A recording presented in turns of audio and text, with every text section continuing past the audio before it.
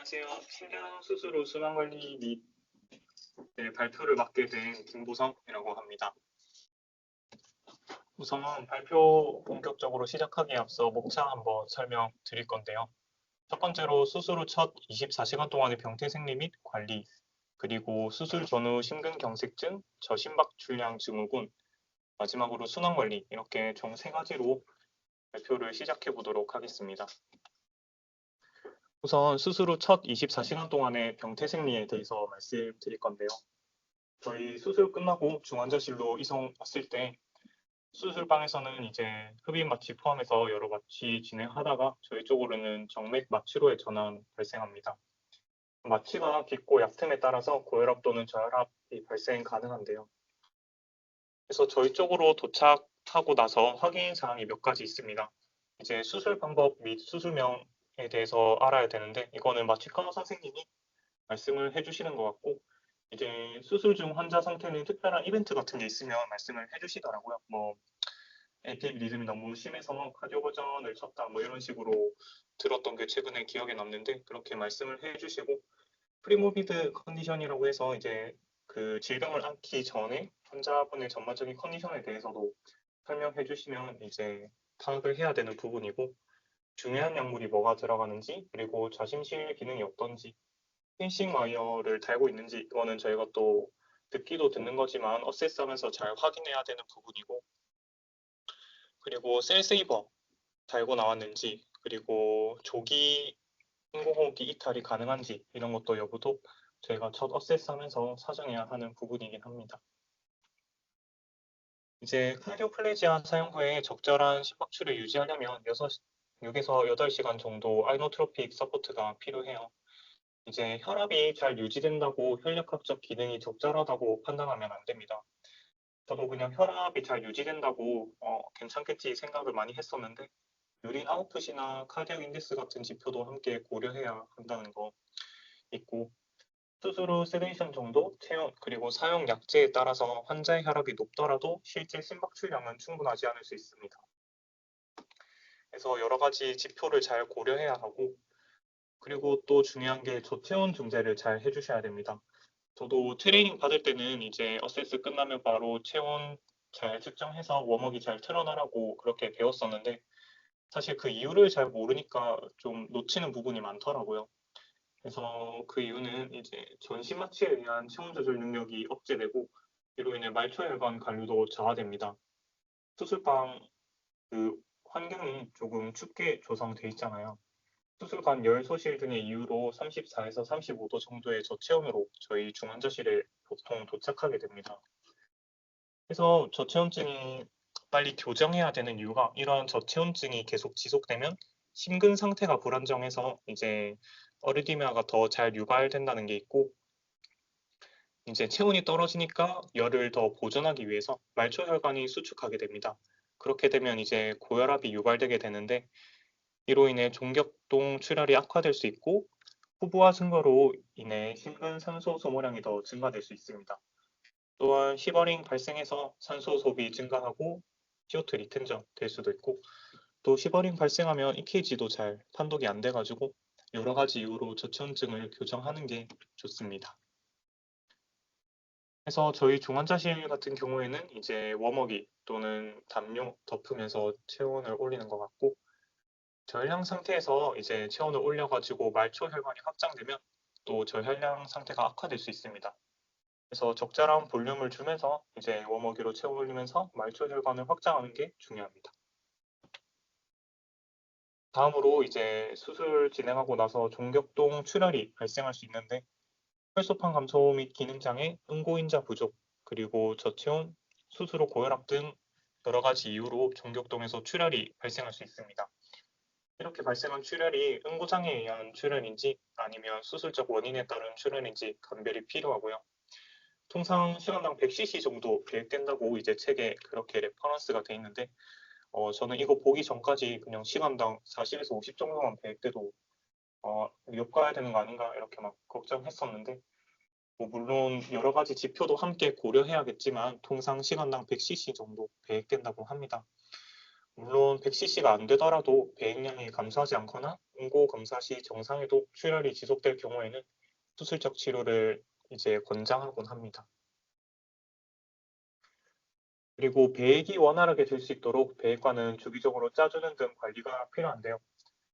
이것도 신규 때는 좀 짜주는 거를 많이 로스시켰습니다. 이렇게 좀 안 짜니까 그 오피 사이트에서 우징이 좀 많이 되더라고요. 사실 우징 되는 거는 좀 가벼운 거고 이렇게 지속적 출혈이 있는 환자에게 밀킹이나 스키징을 잘 안 하면 심하면 이제 탐포네이트까지 발생할 수 있기 때문에 특별한 경우가 아니더라면 이제 주기적으로 배관을 잘 짜주셔야 합니다. 다음으로 벤틸레이터인데 입실 이후 동맥혈 검사를 통해서 벤트 모드를 적절히 조절합니다. 환자 받고 옆에 갔다 오면 벤트 모드가 바뀌어 있고 그러는데요. 이제 동맥혈 검사를 통해서 적절한 모드를 변경한 거라서 할 때마다 잘 사정을 해주셔야 되고 인공호흡기는 조기에 이탈할수록 합병증, 예를 들어서 폐렴이나 트라우마 같은 합병증을 줄일 수 있어서 권장되는데 인공호흡기를 이탈하기 위해서는 의식이 완전히 회복되어야 되고 이제 ABJ 검사상 이상이 없어야 되고요. 탄력학적으로 안정적이어야 이제 인공호흡기 이탈을 준비할 수 있습니다. 이러한 이점에도 불구하고 장기간 인공호흡기를 유지하는 경우가 있는데 폐부종 또는 심한 폐렴, COPD 등 호흡기 관련 기저질환을 이제 수술 전에 보유하고 있으시거나 탄력학적으로 불안정한 환자, 에크모 등 기계적 보조 중인 환자, 그리고 의식이 명확하지 않은 경우 산소 포도가 유지되지 않거나 CO2 리텐전이 있을 경우에는 이제 이탈을 하지 못하고 비교적 장기간 인공호흡기를 유지하게 됩니다. 다음으로 혈액학적 보조에 대해서 말씀드리면 이제 심정지액 사용 후 일시적으로 심근억압이 발생할 수 있습니다. 이럴 경우에는 저용량의 아이노트로픽 서포트가 필요하게 되고 수술 직후 저체온으로 이제 혈관이 수축하게 되면서 여기에 더해 카테코라민 분비로 이제 전신혈관 저항이 증가하게 됩니다. 이로 인해서 후부하가 상승되므로 심실에 더한 부담이 증가되고 이것을 방지하기 위해서 지속적 모니터링을 통해 적절한 전부하, 후부하, 그리고 수축력을 유지하도록 볼륨이나 아이노트로피, 그리고 바소다일레이터의 조절이 필요합니다.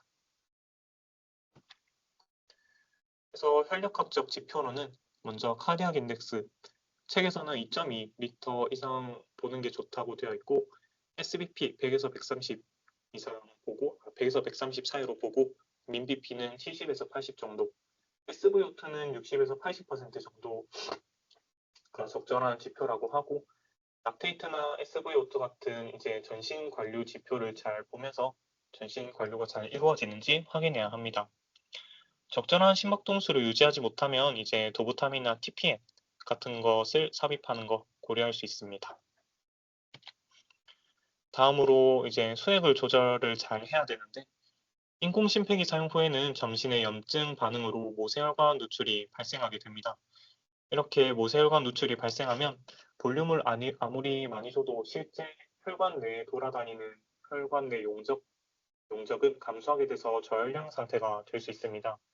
그렇기 때문에 플라즈마 같은 크리스탈로이드나 이제 알부민 같은 콜로이드 제제를 사용해서 체액을 회복하게 되고 카디오플래지아 안에는 다량의 칼륨이 포함되어 있어서 높게 생각할 수도 있지만 일반적으로 다량의 소변 배출로 인해 저칼륨 혈증을 보이게 됩니다.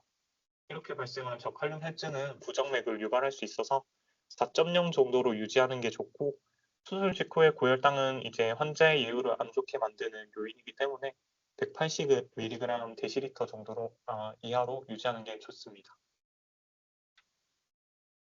다음으로 수술 전후 심근경색증에 대해서 말씀드릴 건데요. 특히나 캘비지 이렇게 혈관을 떼서 이식하는 수술의 경우 문합된 혈관의 수축이나 꺾임, 협착, 혈전 등으로 인해 혈류가 충분하지 않을 때 이제 심근경색증이 발생할 수 있습니다. 제가 이때까지 환자 받으면서 경험적으로 봤을 때 리마랑 레프트 사피너스 베인을 제일 많이 이식하는 것 같은데 리마를 떼서 이식을 할 때 혈류 공급이 충분하지 않아서 심근경색이 올 수 있습니다. 이제 공급보다 수요가 많은 그런 경우이기 때문인데요. 보통 2에서 5% 정도 발생한다고 레퍼런스가 되어 있고 다른 수술보다 이제 관상동맥 파트에서 더 잘 발생한다고 되어 있었습니다. 심근경색 증상으로는 되게 잘 알려져 있죠. 왼쪽 가슴 부위 압박감이나 소화불량 증세, 호흡곤란 등이 있습니다. 그런데 이러한 증상을 호소할 수 있으면 얼마나 좋을까요? 저희는 수술 받고 환자분이 인공호흡기 삽입되어 있고 세데이티브 약물 사용하고 있기 때문에 증상 파악이 어렵습니다. 그리고 효소 또한 모든 심장 수술 후 일반적으로 상승되어 있어서 정확히 파악하기 힘들고 심장 수술 자체의 심정지 동반 과정에서 전반적 허혈이 발생하기 때문에 이게 그렇게 발생한 허혈인지 아니면 임파브로 인한 심근 효소의 상승인지 정확히 구분하기가 힘든 시점입니다. 이렇게 그나마 파악할 수 있는 지표가 있는데 UQ-웨이브 그리고 ST 분절의 상승 또는 하강으로 이루어지는 새로운 심전도의 변화 그리고 심근 효소의 증가, 소변량 감소, 맥박의 증가와 같은 지표를 통해서 심근경색증이 발생했다고 이제 의심을 할 수 있는데요. 저는 이제 새로운 심전도 변화, UQ-웨이브가 뭔지 잘 몰라서 찾아보니까 이제 Q-웨이브의 깊이가 4분의 1 알파보다 깊으면 이제 업노멀한 Q로 말씀을 드리고 ST 분절은 이제 기저선보다 높게 상승한 경우에 ST 세그먼트가 엘리베이션 됐다 이렇게 볼 수 있는데 심근경색 환자에게 이렇게 심전도에 확실한 이상이 있는 경우는 50%에 불과하다고 합니다. 이렇게 심전도만으로 진단하기 쉽지 않으나 현재까지 그냥 가장 손쉽게 측정이 가능하기 때문에 판단을 위한 지표로 활용하고 있고 다음으로 심근효소의 증가도 임파계의 소견이 될 수 있습니다. 말씀드렸듯이 임파학으로 진단된 환자의 50%는 이제 의미 있는 ST 변화가 없는 경우도 많기 때문에 그나마 가장 확실한 것은 엔자임 CK MB 효소의 농도 변화라고 할 수 있는데요. 정상치는 0에서 5 정도라고 하는데 일반적으로 3배에서 5배 이상 상승 시 임파크로 진단할 수 있습니다.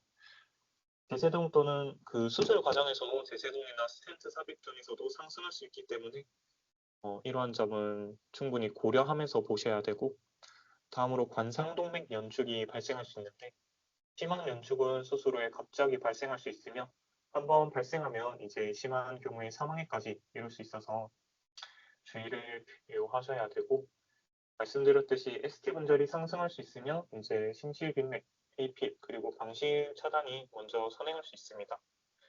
그래서 NTG나 유티아젬, 허베인이죠. 허베인이 연축 예방에 도움이 됩니다.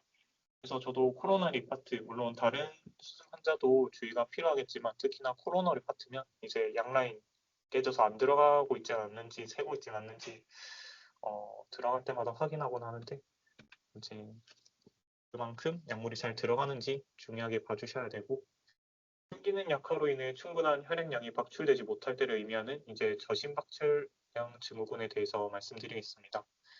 심부전이라는 말과 거의 혼용한다고 하고 심장 수술 후 가장 심각하며 사망률이 높은 합병증입니다. 원인으로는 수술 전 이미 심장 기능이 손상된 경우가 가장 흔하고 관상동맥 질환에서 가장 많이 발생합니다. 그리고 심한 섬액으로 발생할 수 있고 수술 중 발생한 심근 손상, 혈량 부족, 그리고 장기간 심정지를 동반하는 수술, 폐동맥 고혈압, 그리고 만성 폐질환을 동반한 경우에 발생할 수 있고 포타슘 같은 전해질 이상, 심한 산혈증, 그리고 후부하의 증가로 이제 혈관정이 증가돼서 잘 박출이 못할 때 저심박출량 증후군이 발생할 수 있고 심한 부정맥이나 빈맥, 방실 차단 등에서도 발생 가능합니다. 진단 기준으로는 수술 전 좌심실 기능이 가장 중요하고 카디악 인덱스가 아까 전에 2.2 이상은 되어야 한다고 하는데 2.0 미만으로 떨어질 때 이제 진단할 수 있으며 에크모 같은 심장 보조 장치를 삽입해야 하거나 SBP 90 이상 올리기 위해서 강심제를 과량 사용하는 경우 진단할 수 있습니다. 그리고 좌심실 박출 개수가 60에서 75%까지 정상으로 보는데 이에 해당하지 않거나 할 때 진단을 할 수 있습니다. 임상 증상으로는 이제 좌심실에서 박출이 제대로 안 되니까 거기서부터 압력이 걸리고 걸려서 결국에는 호흡곤란 같은 폐부종 증세가 가장 흔하다고 합니다. 이렇게 증상이 나타날 때쯤이면 이미 폐부종이 어느 정도 진행이 되어야겠죠. 그래서 잘 보셔야 되고 심전도상 주로 심방세동이나 빈맥 같은 타키, 어리드미아가 많이 발생한다고 합니다. 폐부종은 이제 심부전으로 이내에 발생하게 되는데 심근경색증이 가장 흔한 원인이고 심근경색이 발생하게 되면 저심실 기능이 저하되게 되고 이로 인해 폐동맥 세기압이 상승되게 됩니다. 또한 판막 질환이나 부정맥, 빈혈 등 다양한 원인이 있습니다. 이렇게 그 심장에서 박출이 제대로 안 이루어지기 때문에 심박 출량을 늘리기 위해 보상 기전이 발생합니다. 카디악 아웃풋은 이제 스트로크 볼륨 곱하기 하트레이트이기 때문에 스트로크 볼륨이 줄어들게 되면 이제 하트레이트가 빨라지게 되겠죠. 빈맥이나 이제 좌심실 확장 기말 용적을 증가시켜서 이렇게 부족한 심박 출량을 보상하게 되고 레닌 안저텐신 알도스테론 작용으로 소디움이랑 이제 수분을 재흡수시켜서 전부화를 증가시키는 게 있고 에피네프린이나 안저텐신2 작용으로 뇌 및 심근 같은 중요한 장기를 제외한 혈류를 감소시켜서 결국엔 이에 따라 소변량이 감소하게 됩니다.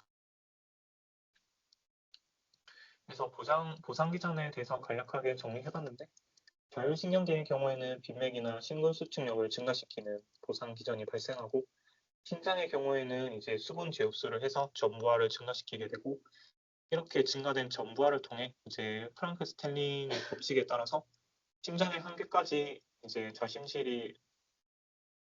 좌심실이 증가하게 되면 그에 따라 강하게 수축하는 이제 법칙을 따라서 보상이 발생하게 되고 말초 조직으로 산소를 배달해서 조직에서의 산소 탈취가 증가하게 됩니다. 이러한 저심박 출량 증후군은 이제 원인에 따라 치료가 다양한데요. 표로 정리를 해봤는데 간략하게 말씀드리면 전부화가 감소됐다고 판단된 경우에는 이제 볼륨을 채우고 수축력이 감소했다고 생각을 되면 아이노트로픽스를 사용하게 됩니다. 그래서 저산수증은 이제 이 NCOS의 원인이 될 수 있기 때문에 적절한 인공호흡을 유지하는 게 중요하고요. 소혈이나 수축이 의심될 경우에는 이제 IV 니트로글리세린이나 이제 허벤 투여를 고려하게 됩니다. 또한 CBP 같은 지표를 통해서 적절한 볼륨을 채워줘야 하고 혈관 확장제 사용 및 웜호기를 사용해서 혈관이 확장되게 되면 이제 혈액량을 충분히 주어도 전부화가 만족스럽게 충진되지 않을 수 있기 때문에 이제 이러한 지표를 잘 고려해야 되고 사이노트로픽 서포트가 필요할 수 있으며 심박동수는 이제 사이너스 정상 동성 리듬 90에서 100 bpm을 유지하는 게 좋다고 하는데 저희는 100까지는 좀 안 좋아하시더라고요. 80에서 90 정도 유지하는 것 같고 TPM 사용 시에는 이제 아트리얼 페이싱이나 DDD, DVI 이렇게 권장되곤 한다는데 왜 이렇게 아트리얼 페이싱이 권장되는지는 찾아봐도 좀 잘 안 나와서 혹시 나중에 알고 계시는 분이 있다면 한번 말씀해 주시면 좋을 것 같습니다. 그래서 치료로 말씀드렸듯이 볼륨을 충분히 채워주는 게 중요하고 후보화가 큰 경우에는 심장 박출이 제대로 안 되기 때문에 혈관 확장제 사용을 고려하게 됩니다. 또한 심수축력 자체의 문제의 경우 이제 강심제 사용을 고려하게 되는데 도부타민의 경우 폐동맥압을 증가시키지 않는 심수축력 증강제로서 사용하고 있고 프리마코의 경우 오심실의 수축력을 증가시키나 이제 전신 혈관 저항의 감소로 저혈압이 발생할 수 있습니다. 다음으로 순환관리에 대해서 말씀드리면 이제 신체 검사를 잘 해주셔야 됩니다. 환자의 혈액학적 상태가 안정적인지 불안정한지 사정을 해주셔야 되는데 의식이 확실하고 만져봤을 때 피부가 따뜻하며 이제 도잘리스 페디스가 잘 만져지면 혈액학적으로 양호하다고 판단할 수 있습니다. 그렇지 않고 이마에 땀이 맺히거나 이제 차고 축축한 피부, 말초동맥이 잘 촉진되지 않으면 이제 불안정하다고 볼 수 있는데요. 그러나 마취제 다량 투여 등 상황에 따라서 고려되어야 합니다.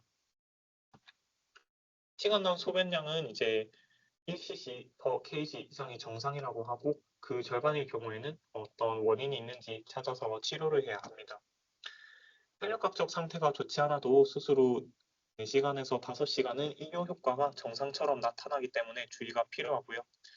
대부분 볼륨 부족에 의해서 빈뇨가 발생한다고 하므로 적절한 혈장량을 유지하는 것이 필요하다고 합니다. 제가 트레이닝 받을 때도 영민 선생님이 해주셨던 말씀이 기억에 남는데 볼륨을 300 잘 맞추면 바이탈이 대부분 안정적이라고 말씀을 해주셨는데 이때까지 좀 경험해본 결과 어느 정도 맞는 말씀인 것 같습니다. 그래서 볼륨을 잘 맞추면서 부족한 혈장량을 잘 유지하는 게 중요하고요. A라인상으로 혈압이 정상이더라도 실제 심박 출량이 충분하지 않는 경우가 있기 때문에 여러 지표를 잘 고려해야 됩니다. 말씀드렸듯이 카디악 인덱스나 유린 아웃풋 이런 것들을 잘 고려해야 하고 신기능을 나타내는 심박 출량은 1분당 몇 리터의 혈류를 보이는가를 측정하는 것이고 같은 환자의 혈력학적 상태의 비교를 위해서는 이제 카디악 아웃풋만으로 충분하지만 평균화된 지표를 알기 위해서는 체표 면적으로 나눈 값인 심박출 지수 카디악 인덱스가 필요합니다. 그래서 저희가 인대놀 투여할 때도 카디악 인덱스를 고려하는 이유가 그 때문이고 카디악 인덱스가 2.0 이하일 경우에는 저심박출증으로 분류되게 됩니다. 다음으로 하나하나의 요소에 대해서 좀 설명드리자면 전부하의 경우 심근 섬유가 최대한 늘어날 때 확장기말 심실 용적을 말합니다.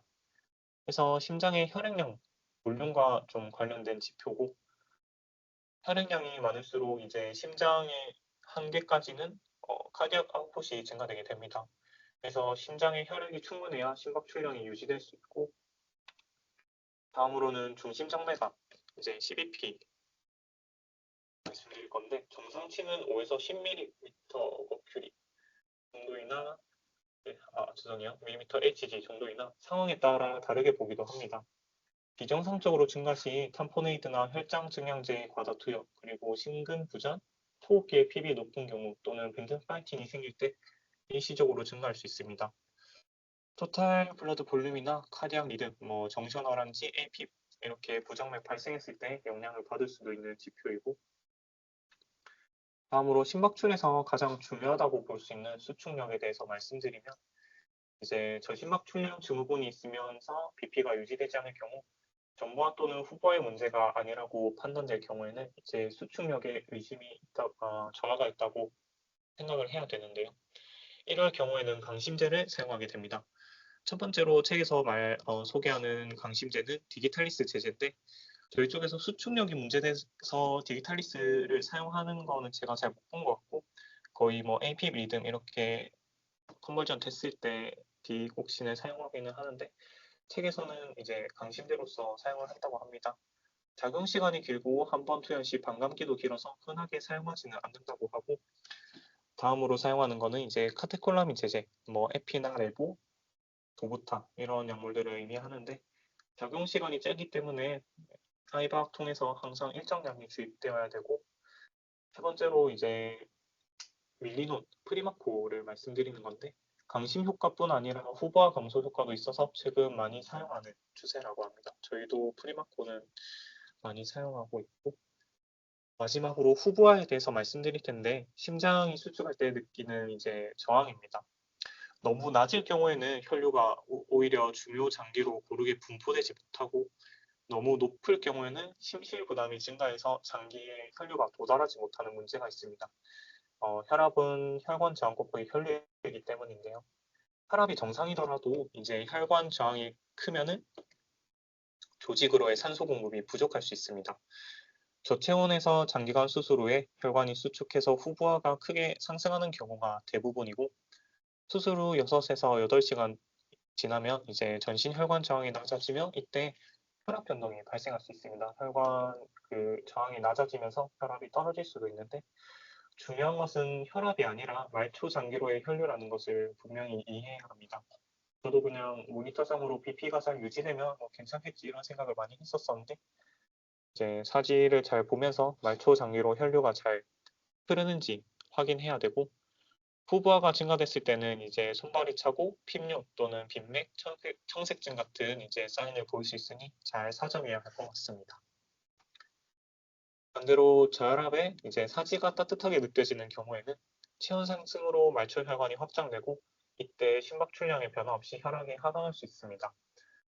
이는 주로 프리마코를 사용한 경우 혈관 또는 혈관 확장제에 과량 투여했을 때 발생할 수 있고요.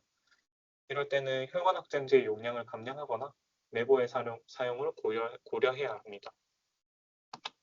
네, 이상으로 발표를 모두 마치도록 하겠습니다. 경청해 주셔서 감사합니다. 어려운 내용 정말 잘 정리해 주셨는데 저희 처음 스터디여서 전반적으로 이제 스터디 방향 잡는 데 좋았을 것 같고 그 각각의 부분들을 이제